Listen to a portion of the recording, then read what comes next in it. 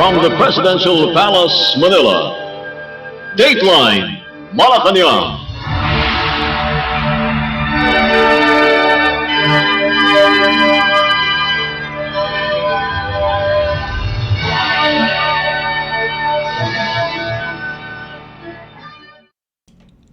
Good day, this is Dateline Malacañang and here are the news.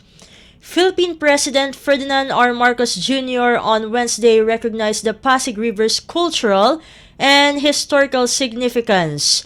During the inauguration of the showcase area of the Pasig River Urban Development or PRUD project, in the city of Manila, the president said his administration targets to transform the Pasig River to what it's supposed to be. While he admitted that there is a slim chance to restore the Pasig River to its pre-colonial pristine condition, Marcos said the government would stop the river from being a petri dish of toxins and make it instead an incubator of progress and of best environmental practices.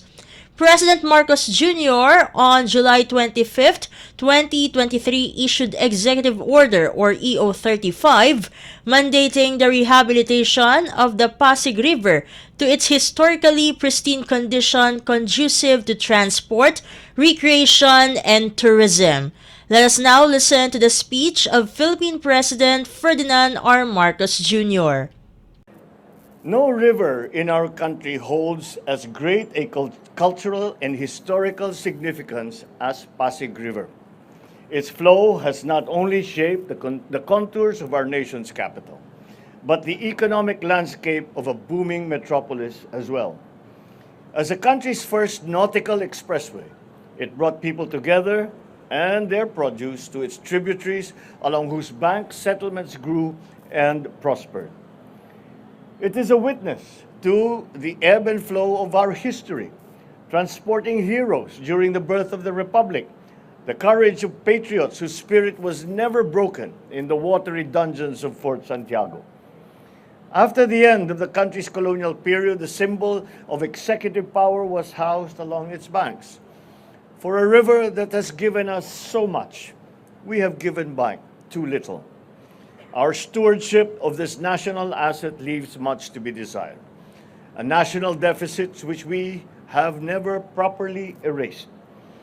I am personally a witness to this. Isa po akong anak ng Pasig.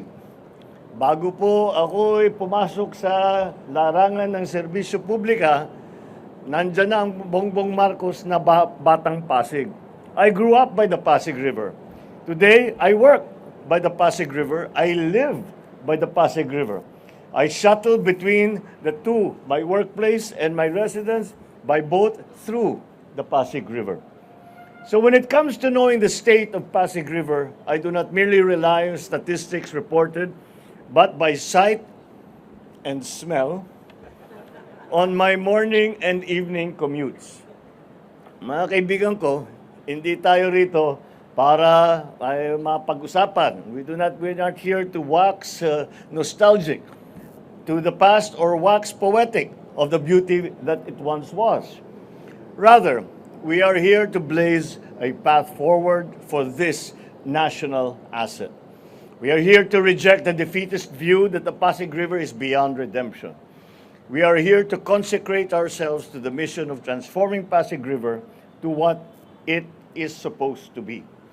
A living river of multiple benefits for the multitude, featuring safe walkways and bikeways along its banks, a green corridor that will serve as lungs for our city's needs, a string of parks for communities nearby. Along the 25-kilometer stretch will judiciously sprout commercial enterprises run by the best stewards and the strongest stakeholders of the river's development, the people themselves. We envision civic spaces where our children will play, our seniors will relax, families will exercise, artists can showcase their talents, and the creative can display their wares. We want it to be a permanent exhibit area of green technology that works, from solar lights to rain harvesting facilities, sustainable practices like urban gardens. We will also maximize this ready-to-use but underutilized maritime highway by deploying more ferry boats and stations, because if you build them, the riders will come. The transformation we would like to see in Pasig River are not cosmetic in nature. We will not paper over the river's fundamental problems, nor whitewash its grime while leaving the old and rotten still there. We do not want a river that is instantly made picturesque by coats of paint. We want a river whose transformation sinks to its very bottom. This begins by cleaning up the river, and some solutions are found upstream because waste disposed far from the Pasig River end up in the Pasig River, funneled through waterways which have become sewers. As the threat of climate change looms, we must save the poor and vulnerable living along its banks from the ravages of frequent and fiercer typhoons by transferring them to better homes, which they deserve. Make no mistake about it. It will be a people-centered and community-driven development, with ideas crowdsourced from experts and carried out with political will. We may never restore the river back to its pre-colonial pristine condition, but we can revive it to serve the present while preserving it for the future. We can stop it from being a petri dish of toxins and make it instead an incubator of progress and of best environmental practices. In some ways, the fate of the Pasig River mirrors that of our country and of our people. Both contain much untapped potential. Both move forward persistently, despite years of neglect. That is why we have set into operation the Pasig Bigyang Buhay Muli. It is not a rebranding of the old, but revving up of new and fresh ideas. Through Executive Order 35, the Interagency Council for the Pasig River Urban Development has been established and has been activated, with both the DSUD and the MMDA tasked to be at the helm. Kasama sa kanilang mandato ang abot-kayang pabahay para doon sa mga nag-aal sa balutan na tuwing may nagbabadyang bagyo. Kaya inuutos ko kay Secretary Jerry Acusar ng DSUD ang pabahay na tumutugon sa lahat ng antas ng pinansyal ng kakayahan. Gagawin natin ito sapagkat tama lang na kung sino ang malapit sa ilog ang siyang unang dapat mabibiyaan. Narito po tayo ngayon sa kilometer zero ng ating paglalakbay para makamtan natin ang minimithing buhay at masiglang ilog ng Pasig. Hindi po ito ningaskugon ng kampanya o flavor of the month lang. This will be pursued relentlessly. Kaya ano ba naman ang bago rito? Tutukan ninyo at ang inyong Pangulo at siyempre ang talagang lead proponent nito ang ating First Lady. There will be scheduled milestones that will be strictly met from government agencies who are under orders to submit progress reports to local government units along Pasig River, to MMDA, DILG, to DSUD. I asked for a quarterly and yearly report submitted to my office because I want to see this prototype of redevelopment of Pasig River right here, right now, produced in sustainable speed and sustainable focus up to its final and logical conclusion. I have been advised that I should be cautious about linking the fate of this river to my political fortunes. That I refrain from upholding as an icon of Bagong Pilipinas Drive this project that we are opening today. Because it could be dangerous. It could be a dangerous barometer should this project fail. But I will not be deterred from placing a bet on this endeavor because the presidency is about attaining the grand and not wasting mandates on the petty. Kagaya ng laging pinapaalala sa akin ng ating butihing kalihim ng DSUD, go big or go home. So, you do not expect any half-hearted commitments, not from this president. In everything I do, I am all fully in. Meron, kagaya ng aking nabanggit, meron din po kasi tayong in-house advocate ng Pasig River sa aming pamilya, ang ating First Lady. She has been a passionate champion of this river survival who has been quietly doing the spade work as is her way on this project. Her interest has been sparked as a citizen who has the river as the front yard and backyard of her present home. Alam ko naman na mahabang pakikibaka ito. Mahabang panahon ang kinakailangan ilaan dito. Decades of neglect cannot be undone in months. Kaya naman, hindi namin ginagawa ito para sa kapakanan ng kasalukuyang administrasyon. Ito po ay para sa susunod na mga henerasyon na harinawa ang proyektong ating maiiwan ay siyang ehemplo ng ating sundan. At kapag nangyari yan, ang anak ng Pasig na ito ay lilisan ng mga baong ngiti at saya dahil ang ilog ng ating kabataan ay mas salain nasusunod sa salinlahi ng taglay ng pagbabago. Mga kababayan, ang panimula ng pagbabago sa bahaging ito ng Ilog Pasig ay bahagi ng itinatatag nating bagong Pilipinas. May kaayusan at kalinisan, may kaginhawaan at kasaganahan. Paparating para sa lahat. And you just heard Philippine President Ferdinand R. Marcos Jr. Dateline Malacañang. In other news stories, Philippine President Ferdinand R. Marcos Jr. on Wednesday announced his decision to approve a specific budget for rice subsidies and tertiary health care at the Armed Forces of the Philippines or AFP Medical Center for advanced medical services and overall wellness support. The President made the announcement after receiving top officials of the AFP and Philippine National Police or PNP in a New Year's call at Malacañang Palace in Manila. Among those who graced the event were Presidential Advisor on Police and Military Affairs, Secretary Roman Felix, AFP Chief of Staff General Romeo Bronner Jr., and PNP Chief Police General Benjamin Acuerda Jr. Also present were Philippine Army Commanding General Lieutenant General Roy Galido, Philippine Air Force Commanding General Lieutenant General Stephen Pareño, and Philippine Navy Flag Officer in Command Vice Admiral Toribio Adasi Jr. The Commander-in-Chief said the administration is committed to ensure the financial stability for the military and civilian personnel as the government increased the budget of the Department of National Defense or DND for 2024.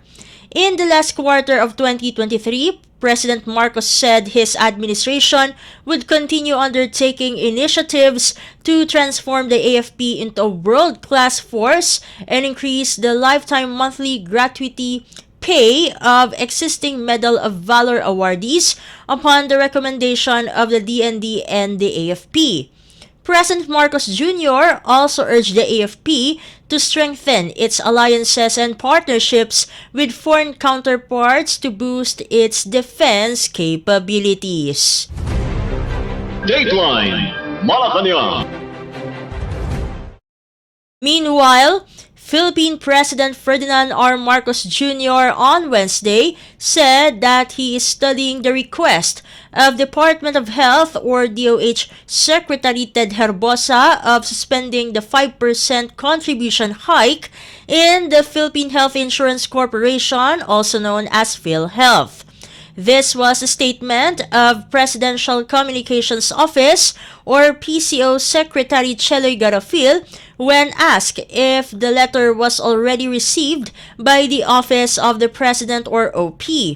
To recall, based on the recommendation of the Health Secretary, there is not much impact on the financial standing of PhilHealth if the suspension is done. Her boss has said that PhilHealth has enough funding to continue giving benefits to its members and it will not incur losses if there would be a delay in the premium increase. The health secretary added that it is better to increase their contribution to just 2 to 3% instead of the suggested 5% in order to help its members adapt to the increase in premiums. Republic Act or RA 11223 or the Universal Healthcare Law mandates the increase in the PhilHealth contribution rate to increments of 0.5% every year starting in 2021 until it reaches 5% from 2024 to 2025. President Marcos Jr. ordered PhilHealth to suspend the increase of its premium rate and income ceiling for the calendar year 2023. The suspension was made in light of prevailing socio-economic challenges brought about by the coronavirus disease 2019 or COVID-19 pandemic. Dateline Malacañang. In other presidential news, Philippine President Ferdinand R. Marcos Jr. on Wednesday gave the Maritime Industry Authority or Marina a directive that would standardize the country's maritime sector in order to adhere to international standards. The President made the directive during his meeting with Marina Chief Sonia Malaluan on the proposed Maritime Industry Development Plan 2028 or MIDP 2028. In her presentation, Malaluan sought the approval of President Marcos on the updated MIDP 2028, which aims to build a strong and reliable Philippine merchant fleet addressing the sea requirements of the country in support of the National Development Agenda. Malaluan said among the core programs of the MIDP 2028 are the modernization and expansion of the Philippine domestic shipping, promotion and expansion of the Philippine overseas shipping, modernization of the Philippine shipbuilding and ship repair industry, and promotion of highly skilled Filipino and competitive maritime workforce. President Marcos Jr. said the priority is to standardize the maritime systems first and at the same time promote the country's highly skilled Filipino maritime workforce. The chief executive added that the Philippines can also promote shipbuilding and repair. President Marcos also noted the high cost of shipping as it is cheaper to ship cargoes to the Philippines from abroad rather than shipping locally. According to Marina, among the reasons why domestic shipping is relatively expensive compared to others include vessel size, the imposition of excise tax on fuel, and vessel quality. The agency added that vessels with international routes are huge and thus enjoy economies of scale that reduces travel costs and fares. In terms of excise tax, any ship that travels internationally is not subject to excise tax on their fuel. In the Philippines, domestic shipping carry the burden of additional tax on fuel. But one of the major reasons that Marina pointed out is vessel quality, as the ships in the Philippines are old and inefficient, making them unattractive to investors. Created in June of 1974, Marina's mandate is to develop, promote, and regulate the Philippine maritime industry. Its goal is to lead the progressive maritime administration that ensures safety and security of life and property at sea, protection of marine environment, and global competitiveness of Filipino maritime workforce. Dateline Malacañang. Meanwhile, Philippine House Speaker Martin Romualdez had the opportunity to meet with managers of top-performing sovereign wealth funds in the world at the ongoing 2024 annual meeting of the World Economic Fund or WEF in Davos, Switzerland. One of the objectives of the Philippine delegation at the WEF is to attract investments for the country's Maharlika Investment Fund or MIF. Speaker Romualdez said that these high-level engagements with international business leaders and policymakers in this year's WEF annual meeting are invaluable as they provide the Philippines with opportunities to explore avenues for partnerships, collaborations, and investments to unleash the potential of the Maharlika Investment Fund for the benefit of the nation and its people. Among the business leaders that the House Speaker met were Israfil Mamadov, Chief Executive Officer or CEO of the State Oil Fund of the Republic of Azerbaijan or SOFAZ, and Lim Bunhang, Chairman of the Singapore State Investment Fund of Temasek Holdings Limited. With these meetings, Romualdez said they hope to achieve Philippine President Ferdinand R. Marcos Jr.'s goal that the MIF will be successful and help develop the country's economy. Dateline Malacañang. In other news stories, the Social Weather Station, or SWS, on Wednesday released a survey that resulted in almost half of Filipinos rate themselves as poor. According to the SWS, 47% of Filipino families consider themselves as poor in the third quarter of 2023, lower than the 49% registered in the same period of 2022. In relation to this, 33% of the respondents say that they are in the borderline poor, while the remaining 20% classify themselves as not poor. Based on the survey, the poll represents 13 million Filipinos rated themselves as poor, slightly lower than the 13.2 million registered in September. The survey also showed a decrease in the percentage of self-rated poor in Mindanao, which fell from 71% to 61%, but increased in Balance Luzon from 35% to 39%. Meanwhile, the figure barely moved in Metro Manila from 38% to 37%, and in the Visayas from 59% to 58%. The SWS survey had a sampling error margin of positive negative 2.8% for national percentages and positive negative 5.7% each for Metro Manila, Balance Luzon, the Visayas, and Mindanao. Dateline Malacañang. The Philippine Department of National Defense, or DND, on Wednesday said that the Chinese Foreign Ministry spokesperson stooped down to a gutter-level talk just to insult Philippine President Ferdinand R. Marcos Jr. and the Philippines. This was the statement of DND Secretary Gilbert Teodoro to the comment of Chinese Foreign Ministry spokesperson Mao Ning, saying that the President of the Republic of the Philippines should read first to understand what is happening in Taiwan. The Chinese Foreign Ministry spokesperson made the statement after President Marcos Jr. in an ex-post congratulated the new president of Taiwan. Even though Teodoro expressed his disappointment on what Mao said, the DND secretary said that this is not surprising since the system of government is incompatible with the Filipinos' way of life and routinely expresses state-sponsored propaganda and disinformation. According to Teodoro, the world should not expect more from the statement of the Chinese spokesperson. Dateline Malacañang. Before we conclude our program, we would like to invite everyone to come and visit our Facebook page at Radyo Pilipinas World Service.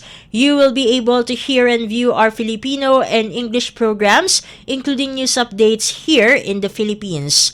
Kindly subscribe, like, and share our posts as well.